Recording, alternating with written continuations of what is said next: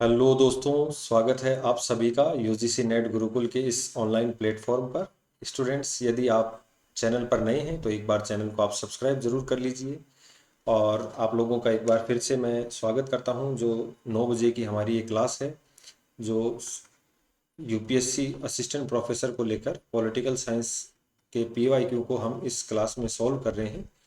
और उम्मीद करता हूँ आप लोगों के लिए काफ़ी फ़ायदेमंद रही है ये क्लास। और इसके पिछले 6 वीडियो आप लोगों को चैनल के ऊपर मिल जाएंगे। और इसी क्रम में हम जो है असिस्टेंट प्रोफेसर तक लगभग जो जितने भी पीवाईक्यू हैं और एमसीक्यू हैं उनको अपन रेगुलर हल करने का प्रयास करेंगे। तो आज का जो विषय है वो वही राजनीति विज्ञान के अपन पीवाईक्यू हल कर रहे हैं। जो पेपर है वो 5 जनवरी 2019 को आयोजित हुआ था। तो चलिए बात करते हैं। जो फर्स्ट क्वेश्चन है काफ़ी अच्छा क्वेश्चन है। और क्वेश्चन है एक्सिस ऑफ एविल, यानी कि बुराई की धुरी। ए पर has D liberty use for width of the following groups of countries, यानी कि बुराई की धुरी मुहावरे का प्रयोग निम्नलिखित में से किन देशों के समूह के लिए होता है। तो मैं आपको थोड़ा सा बता दूं, जो इस शब्द का प्रयोग किया गया था वो जॉर्ज डब्ल्यू बुश के द्वारा इस शब्द का प्रयोग किया गया था। जो जूनियर थे, जॉर्ज डब्ल्यू बुश जूनियर के द्वारा इस शब्द का सबसे पहले प्रयोग किया गया था। और ये 29 जनवरी 2002 में इस शब्द का प्रयोग किया गया था। और ये जो शब्द प्रयोग किया गया था, ये उस समय जो ऐसे राष्ट्र जो विश्व में अराजकता फैला रहे थे उसको लेकर इस शब्द का प्रयोग किया गया था। इसका जो राइट आंसर हो जाएगा, तो हम बात करें तो इराक, ईरान, पाकिस्तान गलत है। इराक, ईरान, अफगानिस्तान गलत है। इराक, ईरान और उत्तर कोरिया। तो राइट आंसर है जो सी हो जाएगा। इस क्वेश्चन का जो राइट आंसर है वो सी हो जाएगा। तो ध्यान रखना, जो इराक, ईरान और नॉर्थ कोरिया इसका राइट आंसर हो जाएगा। नेक्स्ट अपन बात करें, who who of the following introduces the concept of biopolitics. तो who of the following introduce the concept of biopolitics. तो जैव राजनीति की अवधारणा को किसने प्रस्तुत किया था। तो इसका अपन डायरेक्ट उत्तर देखेंगे, ये फूको के द्वारा जो है जैव राजनीति की अवधारणा का विश्लेषण किया गया था। नेक्स्ट, सभ्यताओं का टकराव, clash of civilization. The idea of clash of civilization was first used by. तो सभ्यताओं का टकराव का जो विचार था वो सैमुअल टी हंटिंगटन, इसका जो राइट आंसर है वो हो जाएगा सैमुअल टी हंटिंगटन, इनके द्वारा ये किया गया था। और ये इन्होंने शीत युद्ध के बाद की जो परिस्थितियां हैं उनके लिए इस शब्द का प्रयोग किया था कि जो समाज है वो आपस में जो अपने संस्कृति और धर्म को लेकर लड़ रहे हैं, उस शब्द के लिए इन्होंने जो काम में लिया था, सभ्यताओं का टकराव शब्द इन्होंने काम में लिया था। नेक्स्ट क्वेश्चन की अपन बात करें जो आधारित है थिंकर्स के ऊपर। हम बात करें कि the propounder of the principle of relative autonomy of the state is, राज्य की सापेक्ष स्वायत्ता के सिद्धांत के प्रतिपादक हैं। तो इसका जो राइट आंसर हो जाएगा वो डायरेक्ट बात करें हम, ग्रामशी इसका राइट आंसर हो जाएगा। राज्य की कौन सी सापेक्ष स्वायत्ता, राज्य की सापेक्ष स्वायत्ता का जो सिद्धांत दिया था वो किसके द्वारा दिया गया था, वो ग्रामशी के द्वारा दिया गया था।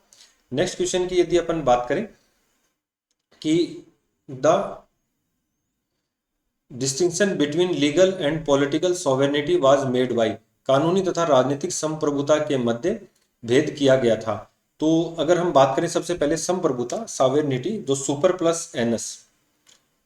प्लस एनएस शब्द से मिलकर बना है, जिसमें जिसका अर्थ होता है सर्वोच्च सत्ता, जो है सर्वोच्च सत्ता। सॉवेरेनिटी के दो रूप अपन पढ़ते हैं कि एक तो जो इसका एकलवादी है वो सिद्धांत, और एक सिद्धांत है इसका बहुलवादी। फिर एकलवादी संप्रभुता की अगर बात करें तो इसके अलग अलग रूप देखने के लिए मिलते हैं। अपन बात करें कानूनी संप्रभुता है, अपन बात करें राजनीतिक संप्रभुता है, और लोकप्रिय संप्रभुता है। कानूनी संप्रभुता का प्रयोग जो करती है वो अपनी कार्यपालिका करती है। इसका राजनीतिक संप्रभुता का प्रयोग व्यवस्थापिका करती है, और लोकप्रिय संप्रभुता का प्रयोग जनता करती है। व्यवस्था बहुलवादी कहती है कि समाज में अनेक समुदाय होते हैं और व्यक्ति उन समुदायों के माध्यम से अपनी आवश्यकताओं की पूर्ति करता है, इसलिए संप्रभुता किसी एक में निवास नहीं करती, विभिन्न समुदायों में निवास करती है। एकलवादी सिद्धांत कहता है कि समुदाय विभिन्न जो समुदायों में न होकर किसी एक में संप्रभुता क्या करती है, निवास करती है। संप्रभुता अविभाज्य है, अदेय है, और ये सर्वोच्च तथा निरंकुश है। तो संप्रभुता सिद्धांत का जो जनक है वो जीन बोंदा थे, और जो कानूनी संप्रभुता है उसके जो जनक थे वो ऑस्टिन थे। ठीक है, जो लेक्चर्स ऑन जूरिस्प्रूडेंस इनकी जो बुक थी, और जीन बोंदा की 6 बुक ऑन रिपब्लिका। जीन बोंदा की 6 बुक ऑन रिपब्लिका इनकी बुक थी। तो इस तरीके से इनके द्वारा ये सिद्धांत दिया गया था।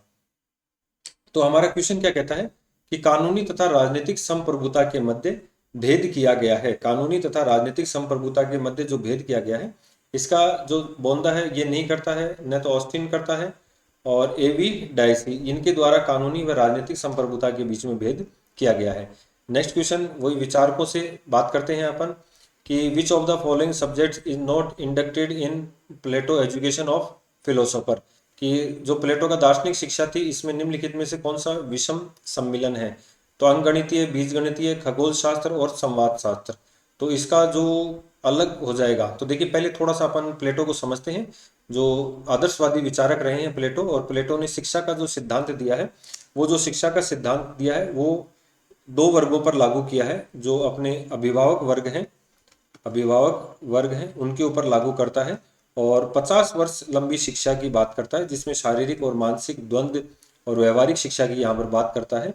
और अभिभावक वर्ग जो है उसमें एक तो दार्शनिक या राजा है और एक सैनिक वर्ग है। और यहाँ पर इनके परिवार विषयक और संपत्ति विषयक साम्यवाद सिद्धांत का भी इन्होंने प्रतिपादन किया है।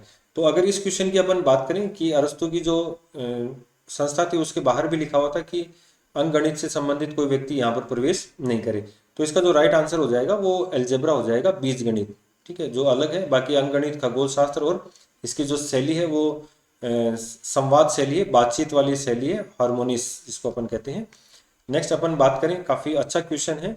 I belong to that class which take that stand on democracy which seeks to destroy the monopoly in every shape and form on which occasion Ambedkar. तो देखिए यहाँ पर ये कथन है, ये तो साफ हो गया किसके द्वारा, अम्बेडकर।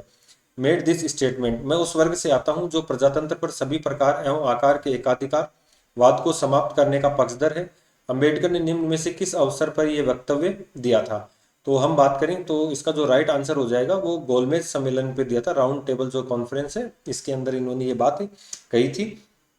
और ये जो 3 गोलमेज सम्मेलन हुए थे, इन तीनों गोलमेज सम्मेलनों में जो भाग लिया था वो डॉक्टर भीमराव अंबेडकर ने लिया था। और अभी पिछले जितने भी पेपर अपन ने हल किए उसमें कहीं ना कहीं अंबेडकर से संबंधित कोई ना कोई क्वेश्चन जरूर पूछा गया है। और ये जो 19 जनवरी 1931 को जो सम्मेलन हुआ था उसमें इन्होंने ये वक्तव्य दिया था। तो काफी अच्छे क्वेश्चंस हैं, आप इनको बार बार सोल्व कीजिएगा ताकि याद रहे। नेक्स्ट अपन बात करें कि निम्न में से कौन सी पुस्तक एम.एन. रॉय द्वारा नहीं लिखी गई है। ध्यान रखना क्या है, एम.एन. रॉय द्वारा नहीं लिखी गई है। Which of the following books was not written by M N. Roy. तो इंडिया इन क्या है, transition, India today, India problem and its solution और 1 ईयर ऑफ नॉन कॉरपोरेशन। तो इसका जो राइट आंसर हो जाएगा वो इंडिया टुडे राइट आंसर हो जाएगा। इसका जो राइट आंसर है वो क्या है, इंडिया टुडे राइट आंसर है। जो बंगाल के रहने वाले थे, 22 मार्च 1887 में इनका जन्म हुआ था। नेक्स्ट अपन बात करें गांधी जी के हिंद स्वराज्य के कितने अध्याय हैं। तो गांधी जी का जो हिंद स्वराज्य है पुस्तक 1909 में लिखी गई थी और इसमें 20 अध्याय हैं। गांधी जी की जो हिंद स्वराज्य पुस्तक है वो 1909 में लिखी गई थी और उसमें कितने 20 अध्याय हैं, और उन्होंने जो उच्च वर्ग की यहाँ पर आलोचना की है। नेक्स्ट अपन बात करें कि divine punishment also falls on those who treat king with disrespect who says this. जो राजाओं का अनादर करते हैं उन पर देवीय सजा होती है, यह कथन किसका है। तो ये जो भारतीय विचारक हैं उनका ये कथन है, और इसका जो राइट आंसर हो जाएगा वो कौटिल्य हो जाएगा। कौटिल्य से संबंधित भी हर एग्जाम के अंदर कोई ना कोई क्वेश्चन जरूर रहता है। और यहाँ अगर मैं बात करूँ इनका जो बात करें इनका जो एक तो सप्त सिद्धांत है, राज्य की उत्पत्ति का सप्तांग सिद्धांत है। इसके अलावा षडगुण नीति इनको द्वारा दी गई, और जो कर्म व्यवस्था है उसके अंदर ये विश्वास करते हैं वर्ण व्यवस्था। तो धर्म वो जो एक तो धर्म, अर्थ, काम, मोक्ष, पुरुषार्थ, और एक जो 4 वर्ण है ब्राह्मण, क्षत्रिय, वैश्य और शूद्र। तो आज की वीडियो में दोस्तों इतना ही। उम्मीद करता हूँ कि आप लोगों के लिए काफ़ी यूजफुल रही होगी ये सीरीज़। आप चैनल को सब्सक्राइब कीजिए और जो भी आपके कमेंट्स हैं आप हमें ज़रूर बताइए, और जुड़े रहिए हमारे साथ। इसी तरीके से आपका ये सहयोग बना रहे। धन्यवाद।